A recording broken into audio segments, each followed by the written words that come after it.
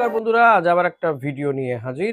আজকের ভিডিওতে super cup নিয়ে বেশ কিছু আলোচনা করব। ইস্টবেঙ্গল, মোহনবাগান, মোহামেডানের বেশ কিছু খবর নিয়েও আলোচনা করার রয়েছে। আর অতি অবশ্যই দল বদলের খবর বা ট্রান্সফার মার্কেটের খবর তো থাকবেই। প্রথমেই যদি আসা যায় মোহামেডানের খবরের দিকে, মোহামেডানের কিন্তু অবস্থা খুবই খারাপ, আর্থিক অবস্থা খুবই খারাপ। কারণ তাদের যে ইনভেস্টর ছিল তারা হাত তুলে নিয়েছে, তো নতুন ইনভেস্টরের খোঁজ চলছে।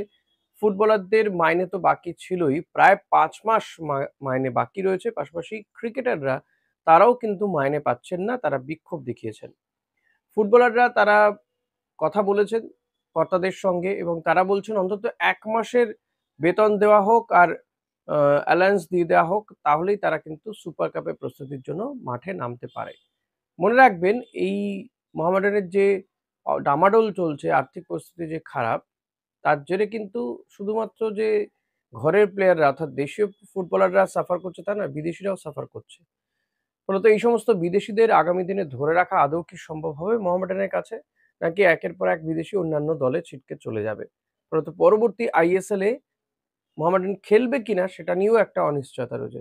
অনিশ্চয়তা যেমনটা রয়েছে যে সুপার কাপে মোহামেডান টিম নামাতে পারবে কিনা সেটা নিয়েও।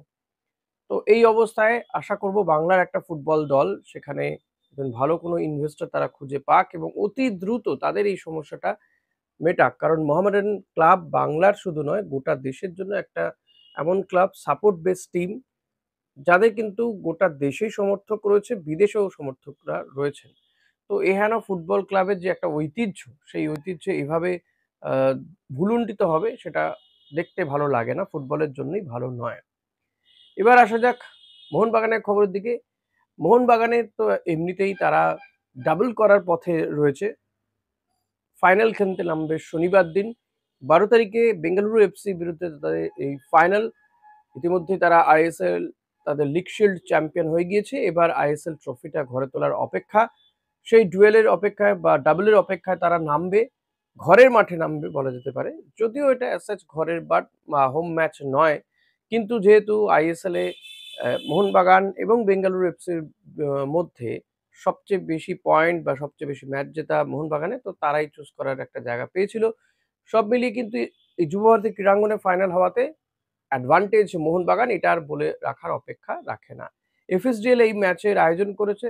এফএসডিএল থেকে মোহনবাগান কি করেছে, এমনিতেই দুটো দলকেই এফএসডিএল টিকিট দিয়েছে।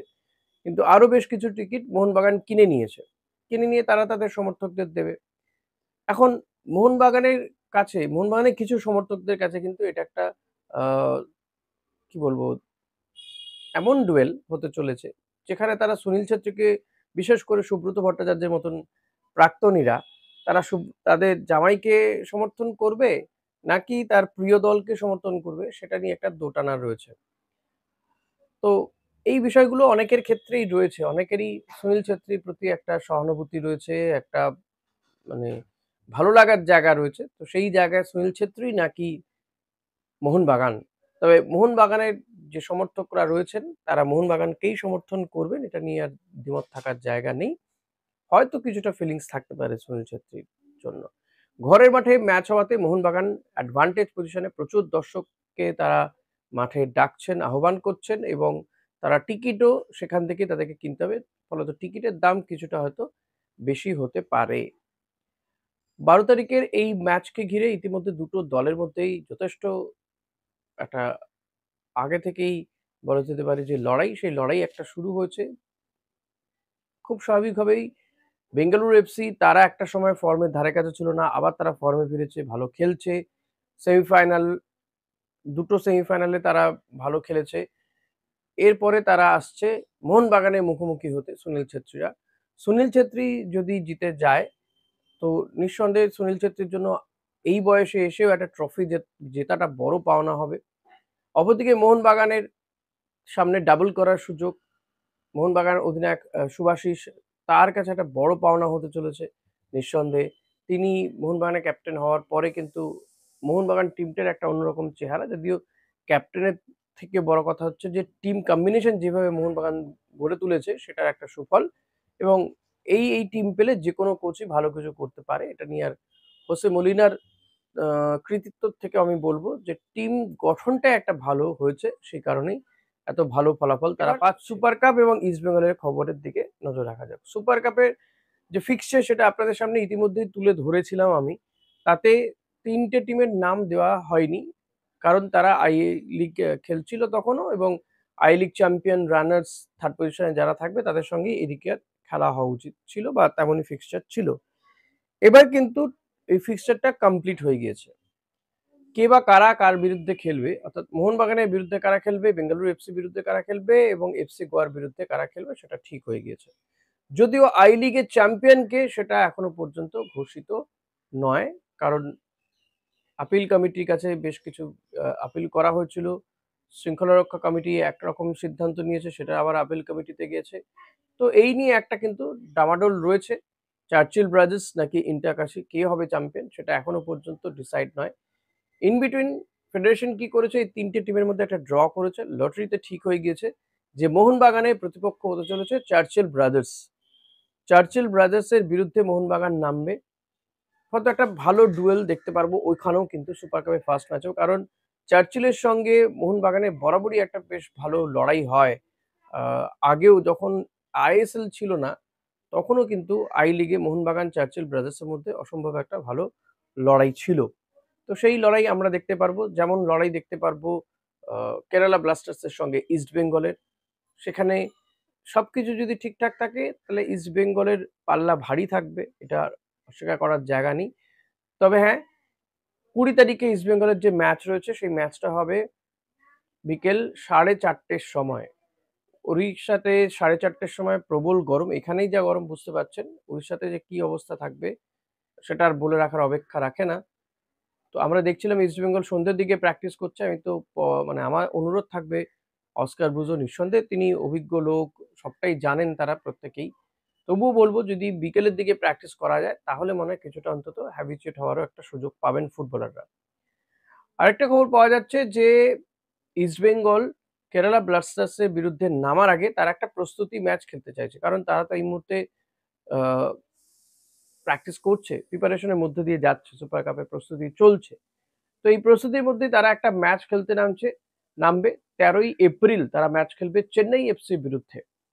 চেন্নাইয়ের বিরুদ্ধে ম্যাচ খেলে তারা আমার মনে হয় যে অস্কার ব্রুজো দেখে নিতে চাইছেন তার ফুটবলাররা কে কেমন কন্ডিশনে রয়েছে সেটা তারা দেখে নিতে চাইছেন।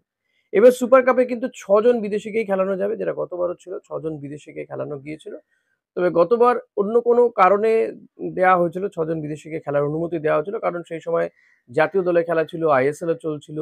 তো প্লেয়ার পাওয়া না পাওয়া নিয়ে একটা বিষয় ছিল। সেই কারণেই কিন্তু সেবার ৬ জন বিদেশির ছাড়পত্র দেওয়া হয়েছিল। সেটা এবছরও কিন্তু এআইএফএফ বজায় রাখছে। ফলত টিমগুলোর জন্য খুবই ভালো সুখবর টিমগুলোর জন্য। তবে কিছু, কিছু টিমের জন্য এটা কিন্তু খুব একটা ভালো নাও হতে পারে। তাদের আ কিছুটা সমস্যায় পড়তে হতে পারে। যেমন মোহনবাগান। মোহনবাগানে কিন্তু যথেষ্ট ভালো টিম কিন্তু তাদের বিদেশি যে কজন রয়েছে একই পজিশনে একাধিক বিদেশি রয়েছে। তো এটা তাদের জন্য খুব একটা ভালো হবে না বা বিরাট কোনো আ ফ্যাসিলিটি হবে না, অ্যাডভান্টেজ হবে না তাদের জন্য। কিন্তু যারা ধরুন এই মোহামেডানের মতন টিম রয়েছে তারা যদি পয়সা-কড়ি দিয়ে মিটিয়ে নিতে পারে বা এই হায়দ্রাবাদের মতন টিমগুলো, চেন্নাইয়ের মতো টিমগুলো তারা একটা সুবিধে পাবে। আই লিগের টিমগুলো তারা একটা সুবিধে পাবে কারণ এমনিতেই আইএসএল এর টিমগুলো তাদের থেকে তুলনামূলকভাবে শক্তিধর টিম, শক্তি বেশি তাদের। তো তাদের সাথে পাল্লা দিতে গেলে এক মানে বিদেশি যদি ৬ জনকে খেলানো যায় সেটা তাদের জন্য নো ডাউট একটা ভালো খবর, ভালো দিক। ইস্টবেঙ্গলের কোন ৬ জন খেলতে পারে, কোন ৬ জন বিদেশি খেলতে পারে সেটা নিয়ে যদি আমি আলোচনা করি তাহলে দেখতে হবে ডিফেন্সে হেক্টর ইউএসতে, মাঝমাঠে সাউল ক্রেসপো আর ফরওয়ার্ডে ২ জন মেসি বাউলি এবং দিয়ামান্তাকোস। এই ৪ জন মোটামুটি কনফার্ম বিদেশি খেলবেই খেলবে। এবার আসা যাক যে আরো ২ জন বিদেশির তো জায়গা খালি রয়েছে। সেক্ষেত্রে কারা খেলতে পারে? এক্ষেত্রে রিচার্ড সেলিসকে খেলানো হবে এবং খেলানো হবে ক্লিন্টন সিলভাকে। ক্লিন্টন সিলভার কাছেও লাস্ট সুযোগ। এই মরশুমে সে গোলই পায়নি। মরশুম শেষ হবে সুপার কাপ দিয়ে। অন্তত মরশুমের শেষটা যদি ক্লিন্টন সিলভা ভালো করতে পারে, ইস্টবেঙ্গল হয়তো তাকে ছেড়ে দেবে। কিন্তু অন্য কোনো টিমে যাওয়ার একটা সে নক করে রাখতে পারে। রিচার্ড সেলিসের কাছেও শেষ সুযোগ। রিচার্ড সেলিসকে নিয়ে আসা হয়েছিল অনেক প্রত্যাশা নিয়ে কিন্তু সেই প্রত্যাশা পূরণ করতে পারেননি তিনি। তার পায়ে কাজ আছে, গতি আছে, চেহারাটাও ভালো, সবকিছু ঠিক আছে। কিন্তু তিনি কোনোভাবে গোলটা করতে পারেন না। গোল কানা যাকে বলে। আমার তো মনে হয় যে রিচার্ড সেলেসকে যদি মানে গোলকিপার ছাড়া খালি গোলেও বল মারতে হয় তাহলেও তিনি বাইরে বোধহয় বল মারবেন। তো এই হেন প্লেয়ারকে তো রাখা হবে না। ইস্টবেঙ্গলে গোল করার লোকের অভাব রয়েছে, গোল করার লোককে চাই। সেই প্রত্যাশা নিয়েই রিচার্ড সেলিসকে আনা হয়েছিল। শুধু গ্যালারি শো করে কিছু হবে না। তাই রিচার্ড সেলিসের কাছেও শেষ সুযোগ। অন্তত তিনি ইস্টবেঙ্গলে না থাকুক, অন্য কোনো টিম যদি তাকে নেয়, যদি তিনি ভারতেই খেলতে চান তো ক্লিটন সিলভা, রিচার্ড সেলিসের কাছে শেষ সুযোগ এই মরশুমে। তো ইস্টবেঙ্গলের এই ৬ জন বিদেশি কোটা কমপ্লিট। এরপরে ইস্টবেঙ্গলের বাকি যে প্লেয়াররা রয়েছেন তাদেরকে নিয়ে টিম তৈরি করা হবে।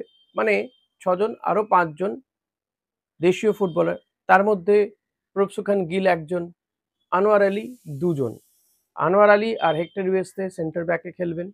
দুপাশে ২ জন, একদিকে রাকিব আর একদিকে লালচুং নুঙ্গা। জানি লালচুং নুঙ্গার ওপর আপনাদের ক্ষোভ রয়েছে, থাকতে পারে, কিন্তু তবুও তাকেই খেলানো হবে। তাহলে কজন হলো এদিকে? ৫ জন হয়ে গেল। মাঝ মাঠে বলেইছি সাউল ক্রেসপোকে খেলানো হবে, আর হয়তো সৌভিক চক্রবর্তীকে খেলানো হবে। একদিকে নাওরেম মহেশ, আরেকদিকে রিচার্ড সেলিস। এবার নাওরেম আর বিষ্ণুর মধ্যে হয়তো ভাগাভাগি হতে পারে, বা নাওরেম আর ক্লিটন সিলভার মধ্যে ভাগাভাগি হতে পারে।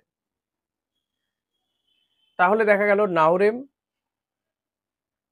অপরদিকে মাঝ মাঠে ২ জন সৌভিক আর সাউল ক্রেসপো, একদিকে রিচার্ড। ৪ জন হয়ে গেল, ৪-৫-এ ৯ জন।